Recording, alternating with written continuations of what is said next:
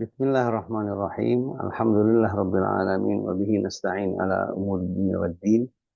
Wassalatu wassalamu ala habibi ilahal alamin Abul Qasim Muhammad sallallahu alaihi wa ala alihi tayyibin at-tahirin wa ashabil muntajabin wattabi'ina lahum bi ihsan ila yaumiddin. Rabbi shrah li sadri wa yassir li amri wahlul 'uqdatam min lisani yafqahu qawli. Ikhwan akhwat yang saya muliakan, Assalamualaikum warahmatullahi wabarakatuh. Setelah pertemuan sebelumnya, kita berbicara tentang keutamaan surat Al-Baqarah. Juga pada chapter-chapter sebelum itu menyinggung tentang latar belakang penulisan tafsir Al-Amsal ini yang ditulis oleh tim di bawah kepemimpinan Syekh Makarim Syirazi. Maka hari ini, pertemuan ini sekarang, kita akan mulai masuk pembahasan tentang surat Al-Baqarah, penafsirannya pastinya, pada ayat 1 dan 2 ya. Pemirsa yang saya muliakan, izinkan saya untuk sharing PPT supaya bisa nikmatin dan dibaca oleh semua ya. Baik, dalam chapter pertama PPT ini sebagaimana saya sadur ya dari kitab tafsir Al-Amsal, diterjemahkan kembali, bahkan ada terjemahan yang tidak ada ya. Kadang-kadang terjemahan itu pas atau tidak pas, saya harus susun ulang. Memang orang katakan lebih baik bangun rumah dari tanah kosong daripada sudah rumah jadi. Artinya merombak-rombak ini kadang-kadang nggak pas. Al-Quran dalam surat Al-Baqarah Allah berfirman, Bismillahirrahmanirrahim, Alif Lam Mim, Dzalikal kitabu la raiba fihi hudan lil muttaqin. Dua ayat ya. Ayat yang pertama berbicara tentang Alif Lam Mim. Huruf-huruf ini mengandung makna atau tidak makna kita akan urai nanti. Lalu yang kedua, itulah kitab penuh keagungan, Al-Quran. La raiba fihi, yang tidak ada keraguan padanya. Hudan lil muttaqin, petunjuk buat orang-orang yang bertakwa. Baik. Pada penafsirannya, Syekh Makarim Syirazi mulai dengan riset tentang huruf-huruf muqatta'ah atau yang terputus dalam Al-Quran. Pada permulaan Al-Baqarah yang merupakan surat kedua Al-Quran, kita dihadapkan dengan huruf-huruf muqatta'ah. Yang pertama pada pada surat ini yaitu Alif Lam Mim. Sebagaimana jika kita ketahui bahwa terdapat 29 surat dalam Al-Quran yang dimulai dengan huruf muqatta'ah. Alif Lam Mim, Alif Lam Mim Sad, Alif Lam Ra, ya, Alif Lam Qaf, Nun ya. Kaf, Ha, Ya, Ain, Shad, itu ada 29 surat di sana. Huruf-huruf ini tidak membentuk sebuah kata yang dapat dipahami secara lahir. Dahulu, huruf-huruf kata ini termasuk ke dalam huruf-huruf Al-Quran yang mengandung rahasia. Namun dewasa ini, para mufassir menyebutkan bahwa banyak penafsiran-penafsiran seiring dengan berjalannya waktu. Setelah riset, maka mereka memberikan beberapa penafsiran baru tentangnya. Sebenarnya kalau kita jujur ya, di zaman dahulu sudah ada penafsiran-penafsiran. Kalau kita lihat dari buku-buku literatur, terutama literatur Ahlul Bait, dalam Bihar Anwar, itu kan Bihar Anwar bukan maraji, bukan masadir, tapi maraji ya. Tapi kalau kita kembali ke maraji, masadir-masadirnya seperti tafsir Burhan, atau misalnya tafsir-tafsir yang terdahulu, tafsir Ayyashi, tafsir At-Tusi, misalnya. Mizan mah kitab baru, tafsir At-Tabrasi karya Al-Ihtijaj. Sebagaimana tafsir Tartibi yang kedua itu saya membahas tentang tafsiran Mizan. Ya. Maka menariknya bahwa sejarah tidak pernah menceritakan pada kita tentang orang-orang Arab jahiliyah serta kaum musyrikin mengejek Rasulullah tentang hubungan huruf-huruf ini. Kalau memang huruf-huruf ini tidak ada makna, pasti mereka mengatakan, apa ini Muhammad? Kita nggak paham ini. Apa ini? Alif, Lam, Mim. Zaman dahulu tidak ada. Dan mereka tidak pula menjadikan sebagai alat-alat pencemooh dan mendiskreditkan Nabi maupun Al-Quran. Hal seperti ini mengindikasikan apa? Bahwa mereka tidak bodoh akan rahasia-rahasia terpendam di balik-balik mukata ini. Kalau mereka bertanya, mereka akan kena. Kalau mereka tidak bertanya, mereka tidak bodoh. Ini pasti ada sesuatu. Ya, bagaimanapun dari berbagai penafsiran tentang huruf-huruf muqatta'ah, kami akan pilihkan beberapa penafsiran yang menurut hemat kami lebih penting dan lebih kuat standarnya serta sandarannya maksud saya serta sejalan dengan riset terakhir yang dilakukan sehubungan dengan huruf-huruf ini. Kami akan sebutkan secara bertahap pada permulaan surat ini, surat Al-Imran dan surat Al-A'raf nanti ya. Huruf-huruf ini menunjukkan bahwa kitab Samawi Al-Quran, kitab Samawi ini Al-Quran, dengan keagungan dan ketinggiannya telah membuat para sastrawan Arab dan non-Arab terkagum-kagum. Al-Quran telah membuat makhluk jin dan manusia tidak berdaya sejak era rahasia risalah, di mana Al-Quran tersusun dari huruf-huruf yang terjangkau dan dimiliki oleh semua orang. Bukan bahasa yang tidak dikenal, alif, lam, mim. Mereka kenal itu. Baik. Meskipun Al-Quran tersusun dari huruf-huruf hijaiyah dan kata-kata yang biasa dipakai, ya, ia mempunyai ungkapan yang indah dan makna yang dalam sehingga dapat menembus ke dalam hati dan roh, membuat jiwa senang dan kagum, dan menjadikan akal serta pikiran menghormatinya. Susunan kalimatnya yang apik dan ungkapan kata-katanya yang menjulang serta makna yang jelas dinyatakan dalam rangkaian ayat-ayat yang tidak ada duanya dan tiada satu pun yang dapat menyumpai apalagi menandinginya. Kefasihan atau al-fasahah serta elokuensi atau al-balaghah ya. Al-Quran tidak diragukan lagi oleh siapapun. Bukan karena kita sebagai umat Islam. Nanti akan kita lihat orang-orang di luar Islam pun memuji. Orang-orang musyrik jahiliyah pun memuji. Ya. Dan hal ini bukan sekedar klaim belaka. Ya. Sang pencipta Allah subhanahu wa ta'ala yang menurunkan kitab ini kepada Rasulullah menantang seluruh jin dan manusia untuk membuat yang serupa dengan kitab ini. Atau paling tidak satu surat.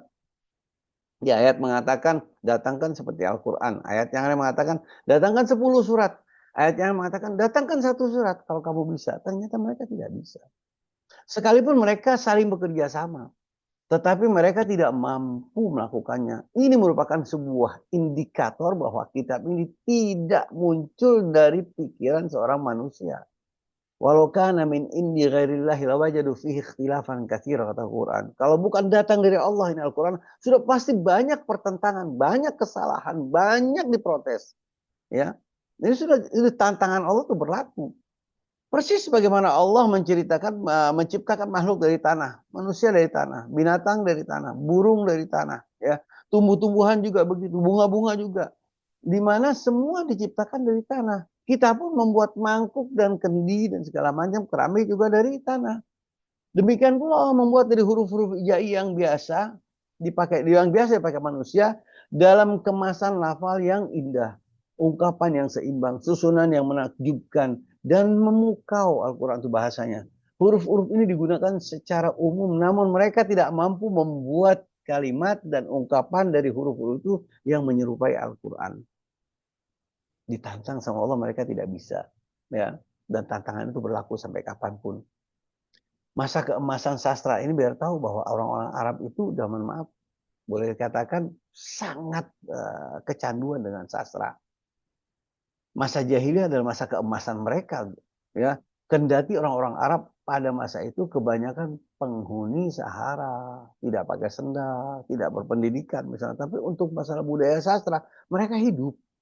Mereka memiliki selera sastra yang tinggi dan bahasa yang terukur sedemikian sehingga syair-syair mereka, ya, kenangan dari masa keemasan tersebut merupakan syair-syair bahasa Arab yang paling murni dan paling kaya dari sudut pandangan kesusastraan. Syair-syair ini menjadi khazanah yang paling berharga bagi para pemerhati sastra Arab orisinal dan merupakan sebaik-baik dalil atas imunitas sastra dan cita rasa bahasa Arab pada masa tersebut. Baik. Nah, Orang-orang Arab pada masa jahiliyah memiliki sebuah pasar, pasar Al-Uqad namanya. Kalau nggak salah sekarang di negara Arab sendiri sekarang ini ada koran ya, namanya Al-Uqad. Itu Emirat atau negara mana? Saya sering baca dulu, sering dapat ya. Setahu saya Emirat ya.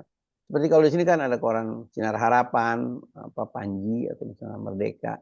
Ini untuk umum untuk mengenang tentang kenapa di samping berfungsi sebagai sebuah tempat perkumpulan penting di tempat itu ya, kontes sastra juga merupakan tempat berlangsungnya kontes politik dan peradilan. Misalnya ada kasus apapun di sana diselesaikan di zaman jahiliyah. Pasar tersebut di samping sebagai tempat transaksi perekonomian juga merupakan saksi atas aktivitas kesusastraan. Di pasar itu diperlombakan segala macam gubahan syair dan prosa. Kemudian dipilih gubahan yang paling bagus dalam setahun yang bernama Mu'allakat As-Sab'u atau Mu'allakat Al-Asyarah. Yaitu 7 atau 10 gubahan syair yang digantung di pintu Ka'bah. Walaupun Ka'bah belum jadi tempat peribadatan waktu jahiliyah ya. Bukan peribadatan kita, Islam maksud saya ya. Di pintu Ka'bah terpilih sebagai sastra yang karena gubahan syair yang menang itu menjadi kebanggaan bagi penyusunnya, juga kebanggaan buat kabilah-kabilahnya. Nah, dari kita juga ada tuh digantung di Ka'bah kabilah kita. Kefanatikan kabilah luar biasa fanatismenya mereka.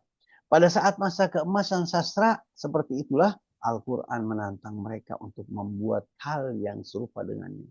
Tapi ternyata mereka tidak mampu dan bertekuk lutut di atas tantangan itu. Ya, pada tantangan itu. Bukti hidupnya bagaimana?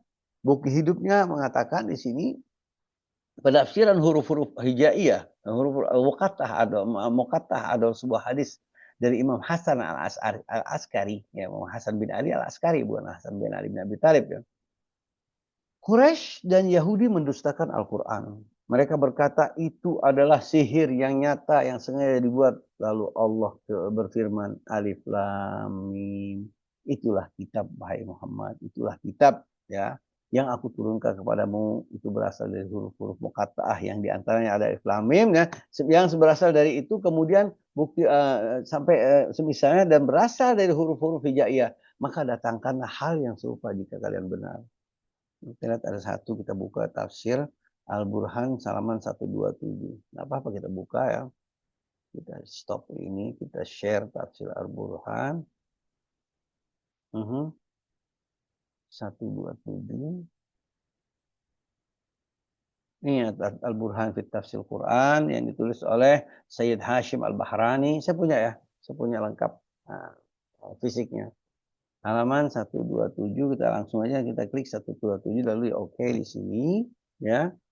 Ini tadi kalau saya besarkan di sini dikatakan ya 127 121 nih ya oke. Kita lewat dulu 123, 24, 25, 26. Nah ini 127 sekarang. Di sini dikatakan orang-orang Quraisy membohongkan Nabi dan Yahudi juga mengatakan hada sihrun mubin. Ini sihir Al-Qur'an ini. Taqawwalahu faqala Allah alif lam mim dzalikal kitab ayya Muhammad yang saya terjemahkan tadi. Inilah kitab yang saya turunkan kepadamu dari huruf-huruf yang muqatta'ah, huruf-huruf yang putus-putus yang kami sering baca ya, kamu sering ucapkan. Allati minha alif lam mim wa huwa bilughatikum. Itu dengan bahasa kalian kok kata Allah. Ayo susun dan huruf hijaiyah kamu. Fa'tu bimithlihi. Ayo datangkan seperti ini ya. In kuntum shadiqin, kalian kalau kalian betul-betul benar, wasta'inu ala dzalika, dan tolong ayo kalian berkomplotlah, bergabunglah, saling tolong menolonglah ala dzalika dalam penyusunan kitab yang baru untuk menandingi Al-Qur'an itu syuhada'akum, siapa saja yang bisa menjadikan para pujangga, para puitis dan segala macam. Fa'tu bimithlihi in kuntum shadiqin. Di sini di sini syuhada'akum. Summa bayyana annahum la yaqdiruna alaihi. Lalu Allah menjelaskan bahwa mereka tidak akan mampu menyaingi Al-Quran itu. Kulla ini ijtama'atil insu wal jinnu ala an ya'tu bimithli hadzal Quran. Kalau jin dan manusia berkumpul untuk mendatangkan sesuatu yang seperti Al-Quran ini, layak tuh Nabi Mithlihi, tidak akan mereka mendatangkan Al-Quran sepertinya. Walau kana ba'duhum li ba'din zahira, walaupun satu sama lain saling bekerja sama. Lalu Allah berfirman, Alif Lam Mim. Huwal Quran alladzi iftataha bi Alif Lam Mim dan seterusnya, ya. Itu untuk keterangan dari catatan kaki satu tadi, ya. Lalu kita kembali ke share screen kita, ya, ke PPT kita. Kemudian bukti lain dari Imam Ali bin Musa Ar-Ridha alaihissalam tentang keagungan Al-Quran yang tidak bisa ditandingi. Ya. Sesungguhnya Allah subhanahu wa ta'ala telah menurunkan Al-Quran dengan huruf-huruf yang biasa dipakai oleh semua bangsa Arab. Kemudian Allah berfirman, katakanlah jika manusia dan jin bersepakat untuk mendatangkan hal yang serupa dengan Al-Quran dan seterusnya ayatnya. Di sini di kitab Tauhid karya Syekh Saduq, juga kitab Bihar Anwar karya Al-Majlisi. Syekh Saduq 1-2 jilid, tapi kalau Bihar di atas 100 jilid itu. Kita buka aja yang teks yang ini apa Syekh Saduq, ya. Kita buka, kita share yang baru. Syekh ini kitab Syekh Saduq sudah terbuka, ya. Nah, ini kitab tauhidnya. Nah, tadi dikatakan halaman tauhid itu halaman 229, ya. Halaman 229. Ya, kita buka tauhid, kita langsung aja karena sudah terbuka kitabnya 229. Dan ini PDF-nya bisa kalau kalian langsung miliki, ya, kitab ini, ya. Kita 229 ini 230 berarti sebelumnya ini.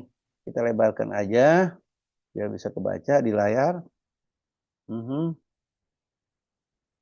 Maka qala ta'ala tsumma qala innallaha tabarak, ini kan panjang hadis dalam panjang, ya, dikatakan lalu berkata alaihissalam innallaha tabaraka wa ta'ala anzala hadzal Qur'an. Allah telah menurunkan Quran ini bihadhil huruf, dengan huruf-huruf itu allati yatadawwaluha jamil Arab, yang huruf-huruf ini dibaca oleh orang-orang Arab. Bukan anacaraka, bukan A B C D E F, alif ba ta alif lam dan seterusnya, ya. Summa qala qul la in ijtama'atil insu wal jinnu ala an ya'tu bimithli hadzal Qur'an la ya'tuna bimithlihi walau kana ba'dhum li ba'din dhahira. Ayat yang seperti tadi saya bacakan. Baik, ini kita satu lagi ada untuk nyari keberkahan. Saya buka sekalian, ya. Bihar Anwar halaman juz 2 halaman 319. Nah, juz 2 halaman 319. Nah, ini kebetulan kitabnya sudah terbuka, ya. Ini Bihar Anwar, ya. Karya Al-Majlisi yang wafat 1111 1110 1110. Nah, 319 di sini 314 319, ya. 318 319 saya lebarkan ini. Di sini setelah berbicara panjang lebar Imam dari Imam Hasan Al-Askari sebutkan Imam Ali Ridha, ya, dikatakan dari Imam Ali, dikatakan sih Imam Ali bin Musa Ar-Ridha, ya. Imam Ali bin Musa Ar-Ridha, maka ini ucapan beliau di sini setelah panjang menyebutkan tentang Al-Quran, maka beliau berkata 319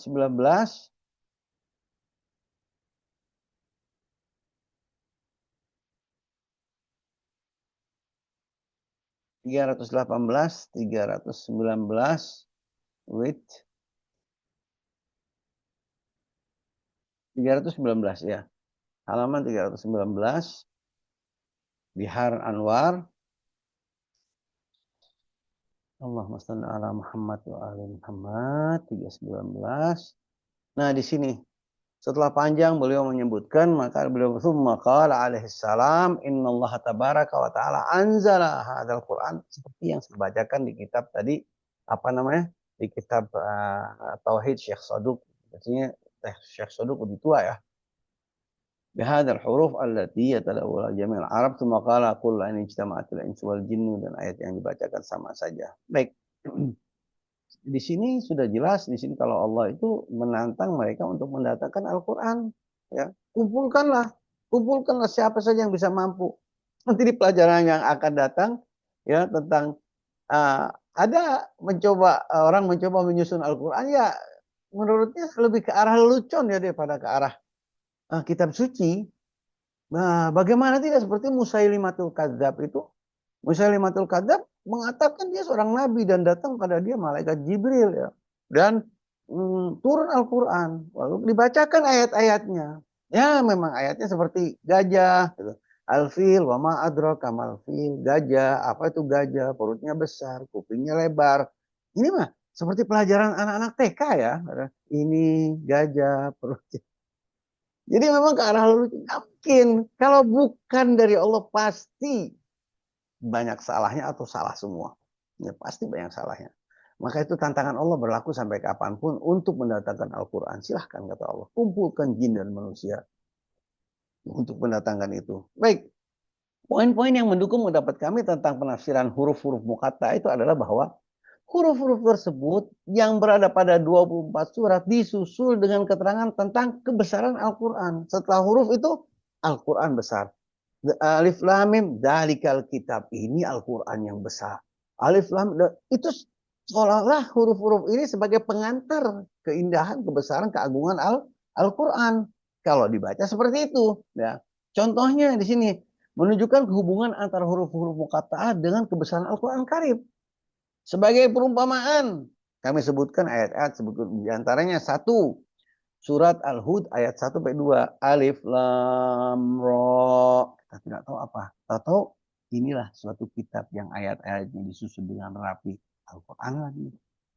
Ta, Sin. Kita nggak paham itu.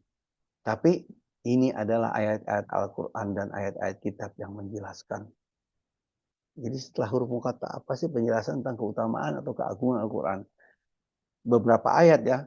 Yang ketiga misalnya Alif Lam Mim. Inilah ayat-ayat Alkitab yang penuh hikmah selain surat Al-Baqarah. Ini surat Hud, surat An-Naml, surat Luqman, bahkan surat Al-A'raf misalnya. Alif Lam Mim Shad. Kitabun, kitab yang diturunkan kepadamu. Setelah huruf itu pasti beberapa ayat seperti itu. Makanya ini Sayyid Makarim Syirazi mengatakan bahwa ada indikasi. Kenapa begitu? Dapat disaksikan setelah huruf-huruf muqatta'ah disebut tentang Al-Quran, disebut tentang Al-Quran dan keagungannya. Sebagaimana tertera pada ayat itulah kitab penuh keagungan. Dzalikal kitabul la raiba fihi hudal lil muttaqin. Itulah kitab penuh keagungan yang tidak ada keraguan di dalam surat Al-Baqarah. Ya. Setelah Bismillahirrahmanirrahim dan ayat pertama surat Al-Baqarah tertulis Dzalikal kitabul la raiba fihi hudan lil muttaqin. Saya mohon izin ya, kalau minum sudah nggak pakai izin lagi. Nah, izinkan saya untuk minum ya. Barakallahu fikum. Setelah basmalah dan ayat pertama surat Al-Baqarah, Dzalikal kitabu la raiba fihi. Ayat ini menunjukkan bahwa Allah berjanji kepada nabinya untuk menurunkan kepadanya sebuah kitab yang membimbing para pencari kebenaran, dan kitab ini tidak diragukan, la raiba fihi, oleh orang-orang yang mempunyai akal dan mau mendengar. Adapun firman-Nya la raiba fihi, tidak bukan sekedar klaim. Ini tidak meragukan, tidak akan meragukan. Bukan klaim, melainkan pernyataan tentang kandungan Al-Quran yang bersaksi sendiri akan kebenarannya. Dengan kata lain, ciri-ciri kebenaran, kebesaran, keserasian, kekukuhan, kedalaman makna Al-Quran, keindahan bahasa dan sastranya, dan kefasihan Al-Quran dan balaganya sangat jelas sehingga menjauhkan berbagai keraguan dan kesangsian. Dari segi sastra indah, dari segi makna luar biasa. La raiba fihi hudan lil muttaqin. Terus mengapa menggunakan kata petunjuk jauh? Dalika itu buat yang jauh itu. Kalau ini kan hada, seharusnya hadal kitab. Kenapa dalika? Dalam bahasa Arab kata dalika berarti itu. sebagai kata petunjuk untuk sesuatu yang jauh. Tilka, itu jauh. Karena itu frase ayat dzalikal kitab bermakna itulah kitab. Seharusnya menggunakan kata yang menunjukkan sesuatu yang dekat. Ini loh, kitab tuh ini. Kenapa itu? Orang kitab itu kan di tangan kita. Al-Quran kan di tangan kita. Kenapa bilang itu bukan ini? Yaitu hadal kitab yang seharusnya yang berarti inilah kitab. Karena Al-Quran dekat dengan manusia atau di tangan kita, dipegang sama kita. Maaf. Hal itu karena terkadang penggunaan kata penunjuk yang jauh itu untuk menjelaskan keagungan sesuatu atau seseorang. Dalam bahasa Arab itu tuh untuk sesuatu yang agung. Maka dikatakan itu walaupun jaraknya dekat. Ya. Pemakaian kata ini berlaku juga bagi seseorang yang mempunyai kedudukan tinggi. Contoh lain adalah Al-Quran adalah menyebutkan tilka ayatul kitabil hakim. Tilka ayatul Quran. Banyak tilka, padahal itu untuk jauh. Karena kata tilka atau zalika itu digunakan untuk jauh dengan makna bahwa Al-Quran itu nama keagungan. Keagungan, makanya dengan kata-kata tilka atau zalika. Nah, Allah berfirman pada surat Luqman, tilka ayatul kitabil hakim. Padahal Al-Quran ayat-ayatnya ada di tangan kita. Kenapa dibilang tilka? Itu menunjukkan keagungan sesuatu. Ya. Makna kata Alkitab. Nah, kitab kan kita tahu sesuatu yang sudah tersusun. Kitab fikih, kitab ini. Al-Quran sudah dikatakan kitab. Apakah kitab itu Al-Quran saat itu sudah tersusun? Atau belum tersusun? Kitab bermakna yang ditulis dan yang dimaksud di sini adalah Al-Quran. yang jadi pertanyaan adalah, apakah seluruh Al-Quran telah ditulis pada waktu itu? Ketika ayat ini turun? Jawabannya bahwa penggunaan kata kitab tidak berarti Al-Quran sudah ditulis sesungguhnya. Karena nama Al-Quran dapat dipakai untuk bagian-bagiannya juga. Ya selembaran inilah Al-Quran ya selembar. Padahal Al-Quran kan kitab yang sempurna, yang lengkap. Tapi walaupun sebenarnya satu jilid, ambilkan tuh Al-Quran saya. Padahal hanya satu juz misalnya. Ya. Di samping itu Alkitab dipakai untuk makna yang luas sehingga mencakup segala yang pantas ditulis. Sekalipun belum tertulis ketika ia disebut Alkitab. Pada surat Sad misalnya ayat 29 tertulis kitabun anzalnahu ilaika mubarakul yadabbaru ayatihi dan seterusnya.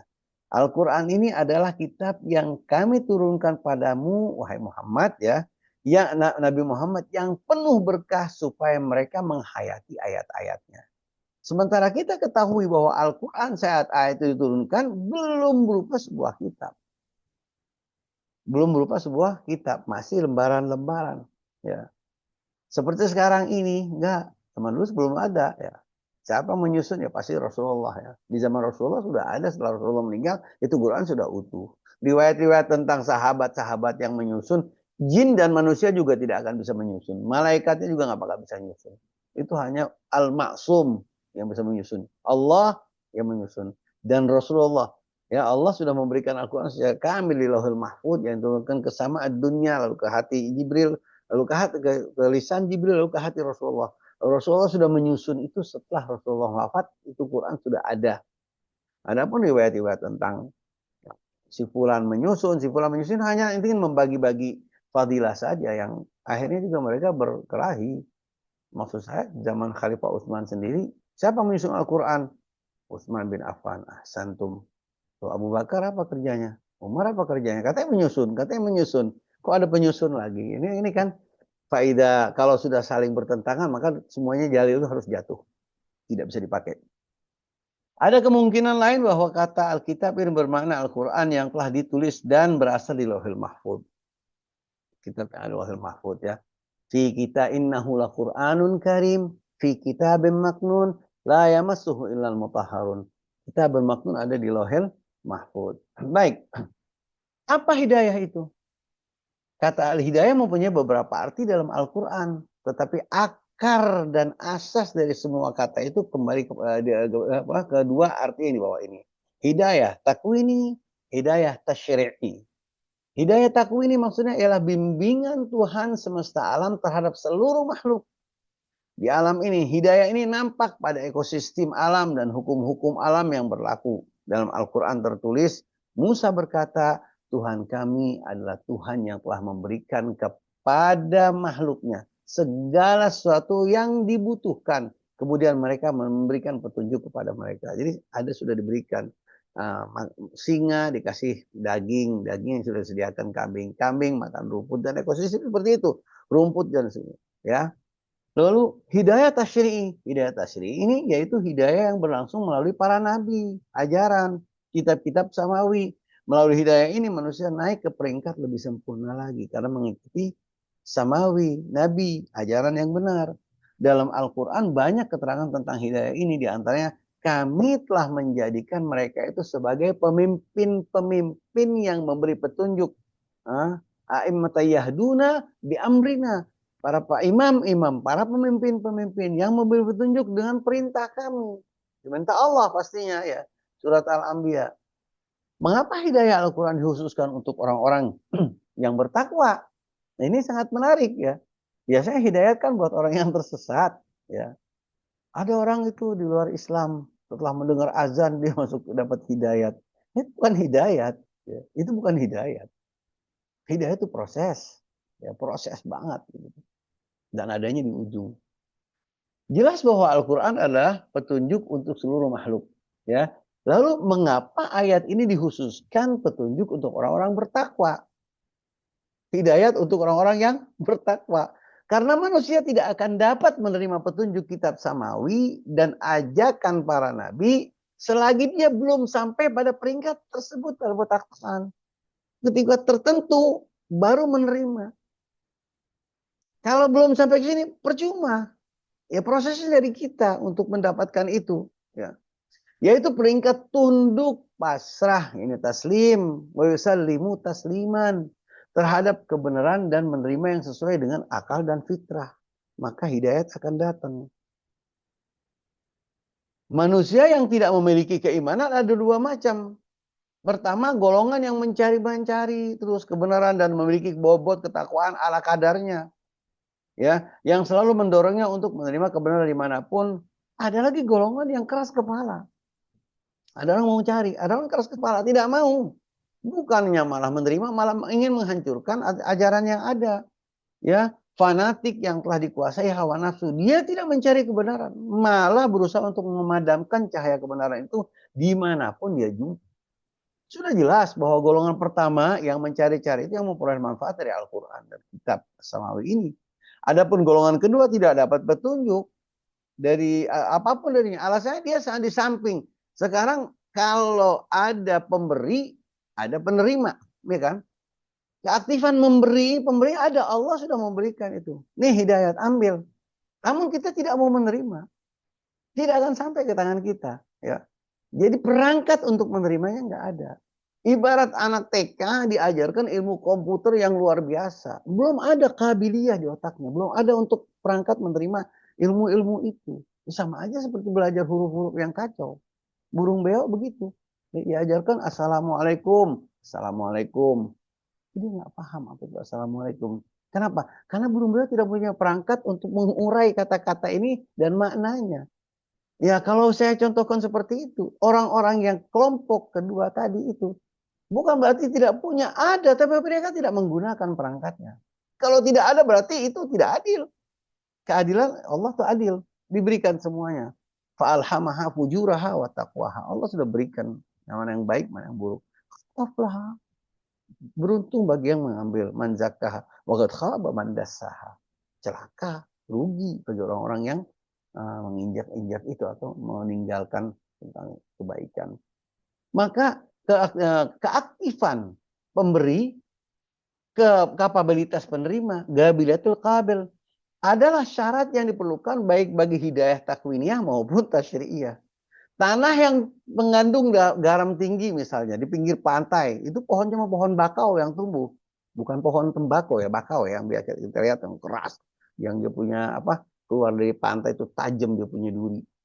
Itu bisa, tapi pohon-pohon pepaya, pohon beras, pohon nasi, pohon jagung, apalagi pohon singkong misalnya kita butuhkan, tidak akan tumbuh di sana. Kenapa? Tidak ada kabiliyah tanah itu. Ya, ya pohonnya kita tidak mungkin ditanam di sana. Tanah yang mengandung garam tinggi tidak akan menumbuhkan pohon sekalipun hujan turun di atasnya beribu kali. Karena pohon akan tumbuh di atas tanah yang potensial untuk menerima tetes air hujan yang bisa mengembangkan ya anzalna minas sama'i ma'an fakhtalata bihi nabatul ard yang bisa dimakan dirasakan sama akar-akar pohon kata Al-Qur'an tentang kehidupan. Hujan yang turun dari langit maka itu akar langsung menghisap memakan dengan tanah itu air itu. Wajah dan aku jadikan dengan air segala sesuatu yang pasti hidup. Tapi di sini bagaimana? Turunnya hujan itu 1000 kali pun tidak akan berpengaruh. Kenapa? Karena pohon akan tumbuh di atas tanah yang potensial untuk menerima tetes-tetes air hujan yang menumbuhkan. Eksistensi manusia juga tidak akan menerima benih hidayah selagi dirinya belum dibersihkan dari kekerasan hati dan fanatisme. Hati Anda ini bersihkan dulu. Putihkan dulu. Sehingga hidayah itu datang. Bagaimana mungkin hidayah datang sementara kita kabiliyahnya tidak ada. Jadi kapabilitas penerimanya itu tidak ada. Tidak capable ya. Maka oleh karena itulah Allah berfirman sebagai petunjuk untuk orang-orang yang bertakwa. Hudan lil muttaqin. Hidayat untuk orang-orang yang bertakwa. Nah, kalau kita lihat kata-kata hudan lil muttaqin, bagaimana saya baca dalam tafsir-tafsir yang lain ya, bahwa hidayah itu datang belakangan. Rangkat dulu, baru ya, sarang burung, baru burung. Garasi dulu, baru mobil gitu. Ya, supaya aman ya. Kita harus punya perangkat dulu untuk menerima itu namanya apa? Hidayat itu. Perangkatnya kita siapkan. Hati yang bersih, hati yang putih, hati yang mau menerima. Ya, hati yang mau mencari kebenaran. Hati yang mau ingin mendapatkan sesuatu yang bisa membenahi jalan hidup ini. Itu mencari hidayah. Di surat Al-Kahfi sendiri Allah berfirman, innahum fityatun amanu bi rabbihim wazidnahum huda. Mereka adalah orang-orang anak-anak muda yang ashabul kahfi itu amanu bi rabbihim. Mereka telah beriman. Sudah tahu tentang Tuhan, beriman kepada Allah. Wazidnahum huda, maka aku berikan mereka petunjuk setelah keimanan. Di ayat yang lain Allah berfirman, ya, wa inni laghaffarun liman taba wa amana wa amila salihan tsumma ihtada. Sesungguhnya aku kata Allah adalah zat yang maha pengampun. Liman taba bagi siapa yang bertaubat, wa amana beriman, wa amila salihan beramal saleh, tsumma ihtada. Lalu aku berikan petunjuk, hidayat untuk orang-orang beriman, hidayat untuk beriman, bertobat dan beramal saleh. Hidayat untuk seperti surat Al-Baqarah untuk orang-orang yang bertakwa. Kalau orang bilang, Ustaz, hidayat bukan orang-orang yang sesat. Kadang-kadang kita mendengar si fulan masuk Islam gara-gara dengar suara adzan. Nggak mungkin ya. Nggak masuk gitu. Kenapa? Pasti orangnya sudah bikin studi komparatif. Sudah jalan ke sana kemari nanya tentang Islam, nanya tentang agama yang sebelumnya dianut. Ternyata benar masuk di akal. Ya. Secara hak-hak asasi manusia Allah membahas tentang hak politik, peperangan, tentang segala macam dibahas semuanya sama Islam. Semuanya menuju kepada keadilan. Ini orang lalu tertarik, ini yang paling benar setelah dia beriman, mengetahui, lalu dia mendapat hidayat hudan lil muttaqin. Setelah kita mencari-cari untuk mendapatkan hidayat dengan membersihkan hati, menghindarkan segala macam, maka hidayat itu akan datang kepada kita. Ya, wa inni laghaffarun liman taba wa amana wa amila salihan tsumma taba tsumma innahum fityatun amanu bi rabbihim wazidnahum huda alif lam mim dzalikal kitabu la raiba fihim la fihi hudal lil muttaqin. Maka setiap salat kita mengatakan ihdina siratal mustaqim. Dalam doa misalnya ihdina salat kunut misalnya rabbi apa? Ya Allah berikan kami petunjuk, wahdina. Tetap kita mengharapkan petunjuk. Baik, sekian pertemuan kita pada hari ini yang membahas tentang surat Al-Baqarah ayat 1 dan 2 dan dari kitab tafsir Al-Amsal. Karya Syekh Nasir Makarim As-Sirazi. Ya, semoga ini dapat dipahami dan bermanfaat. Akhirul kalam. Ya, wassalamualaikum warahmatullahi wabarakatuh.